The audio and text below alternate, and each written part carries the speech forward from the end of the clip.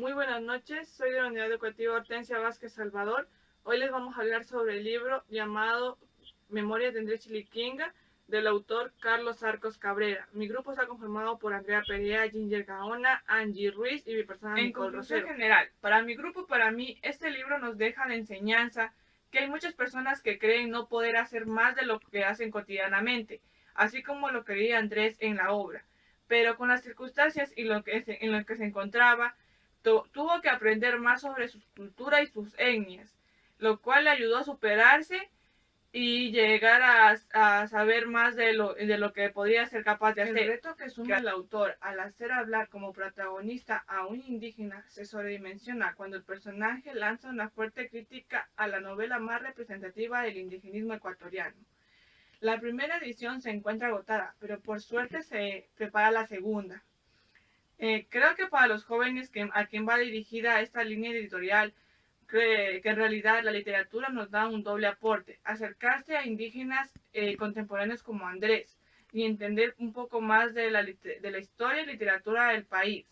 Esas son palabras mayores. Andrés Chiliquinga fue un personaje de la famosa novela indigenista ecuatoriana de Huasipungo en 1934. Jorge Casa, digo famoso porque quizás la novela ecuatoriana más difundida, aunque en un congreso reciente escuché la noción de la literatura invisible relacionada a la narrativa ecuatoriana. Esto fue acuñado por Carlos Arcos, escritor quiteño, quien precisamente es el escritor de la novela de Memorias de Andrés Chiliquinga en el 2013. Leí esta novela hace meses, sin embargo, este gesto del autor no deja de ser primordial. No obstante, el escritor crea a Chiliquinga verosímil en su interés, su simple ingenuidad, sus dudas y sus vergüenzas, que lo llevará a un mundo total, que lo ubicará en un mundo total nuevo. Para él, para un escenario nuevo que es autor, porque quizás conociéndolo describe con agudeza y cuestionalmente versátil. En el artificio metaficcional creado por Arcos aparece María Clara Pereira, una mestiza ecuatoriana, quien lleva el mismo apellido que el patrón de Chiliquinga en Huasipungo, la cual comparte curso con el protagonista. Se establece un romance entre los dos personajes, el cual cuestiona nuestra noción de interculturalidad. Es más fácil ver relacionarse un ecuatoriano indígena con gringas que con mestizas ecuatorianas. María Clara Pereira, en su ambigüedad, quizás por ser mestiza, por su rol o su discurso, es relativamente una de los personajes de la literatura. Músico tabalo y dirigente indígena, se dirige a Nueva York, invitado a participar en el concurso de literaturas andinas. Desconfiado como buen andino, este practicante todo lo que le acontece, al principio no puede menos que sentirse abrumado, y al oír hablar a los demás hispanistas, consumados de sentir lástima de sí mismo. Él es músico, no es estudiante de literatura, no sabe de cómo modo se ha metido en este lío. Hasta se plantea si no habrá gato encerrado y lo hayan metido por alguna razón. La directora gringa del concurso pide a uno de los estudiantes que le ayude y además le examine las obligaciones de los demás. No tendrá que aplicar por nota, le encarga la lectura de Huasipungo, 1934, de Jorge Casa, novela indígena, que habla de la gente que es como él. De hecho, enseguida descubre que uno de los protagonistas del libro lleva precisamente su nombre, Andrés Chiliquinga, y el otro de los personajes principales, el apellido de la estudiante María Clara Pereira, que la ayuda. Pereira es un cacique y Andrés Chiliquinga es un runa, un indio como él. María Clara Pereira asume ser lesbiana, pero entre ellos se planea una relación camaradeira, que no parece postergarle toda la sensualidad. Él la coge por la cintura y ella le pasa el brazo por el hombro, cuando pasean por el campus y sus alrededores.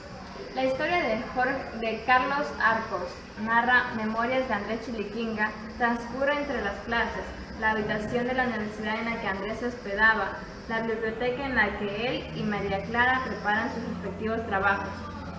y algún bolo que el músico realizaba con un viejo amigo que vive en la ciudad. Aunque Andrés es un tipo cosmopolita, conoce toda Europa.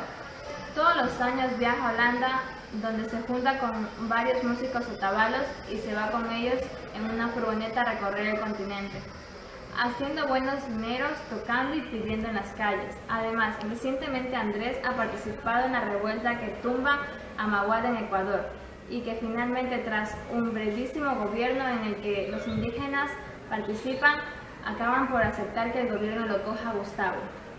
Así que se ha convertido en un líder indígena, aunque tal como la cuenta ha debido de ser casi a su pesar. El relato El relato del viejo de Andrés y su estancia en Estados Unidos es franco, hombre que llega de fuera y se enfrenta a una realidad que desconoce. Choque de culturas, con la sutileza en el que choque es propia del mundo que está muy mezclado y tiene que mezclarse cada vez más. Andrés Chiliquinga, Liz, Andrés, María Clara, Carlos William, Shirley, Rumacawi y Jorge Casa. Todo empezó un martes 4 de julio del 2000 en el aeropuerto. Tenían que esperar a Andrés Chiliquinga y él se preguntaba quién era el que lo esperaba, si era hombre o mujer. Era un señor negro, el cual decía que no se llevaba con muchos de su raza.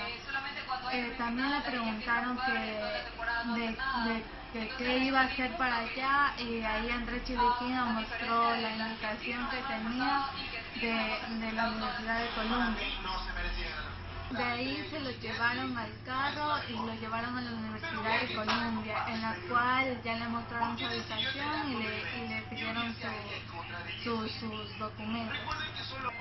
A los 8 días Andrés Chiliquinga se encontraba en el hotel. Ahí sonó su teléfono, en el cual Liz le avisaba que a las 9 en punto iba a pasar por él, mientras que él componía acordes de guitarra.